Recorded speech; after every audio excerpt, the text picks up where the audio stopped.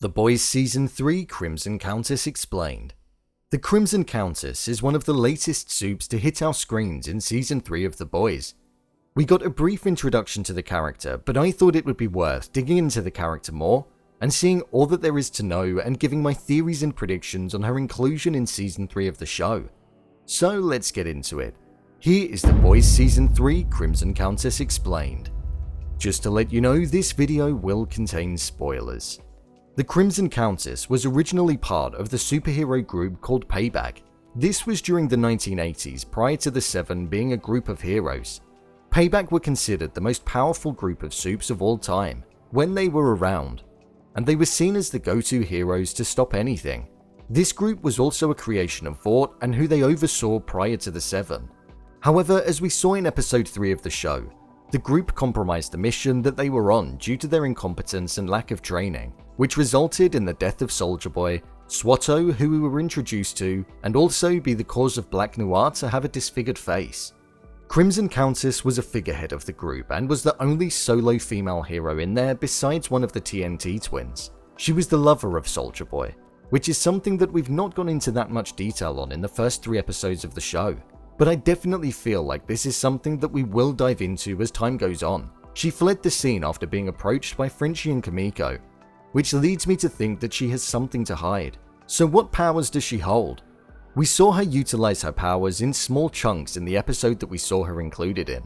Her main power is the use of telekinetic energy blasts. Crimson Countess can essentially create blasts of energy in her hands, which once fired upon somebody can cause them to immediately explode. Think of the aftermath of Newman's head-popping abilities, but being hit by an energy ball instead. This appears to be the main power that she holds, and it's definitely an effective one, especially from long range. When it comes to short-range battle, she's highly trained in hand-to-hand combat, and can utilize her fighting skills when up close. This is something we've not yet seen, but could see in flashbacks from the past.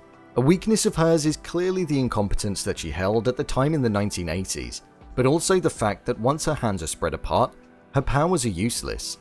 We witnessed Frenchie and Kimiko use that as their main purpose when they went into her dressing room to speak with her. They knew that her powers were redundant if she couldn't place her hands together, so this is something that I imagine will get utilized more in the show. It seems that in recent times, instead of being made a part of the Seven, in which she was a close contender for at the time that Starlight joined, she now resides in the Vought Soup Amusement Park, where she uses her vocal abilities as a singer to entertain paying customers. Maybe this is something that was a passion of hers. We got the sense that it was something that she cared deeply about due to the fact that she was keen to show Frenchie her music video. Prior to joining the Seven, some soups had ambitions and things that they wanted to achieve outside of being known for their powers, and this appeared to be the one thing for her. Queen Maeve is considered to be one of her rivals, and we're yet to see the pair meet on screen, so I imagine that's something we will definitely see as the season goes on. We know that Crimson Countess also perceives the Seven as an enemy, so it will be interesting to see this former hero in action, as the boys likely try to track her down and get as much information about Soldier Boy as possible. She's an interesting character that's actually based off of Scarlet Witch in the MCU. I'm intrigued to see where this character's journey goes as the season goes on, and we find out what's in store for her as the hunt for the weapon that got Soldier Boy continues to get underway. So, there you have it, Crimson Countess Explained. Are you a fan of this character? Leave a comment down below, and don't forget to subscribe. I'll see you next time.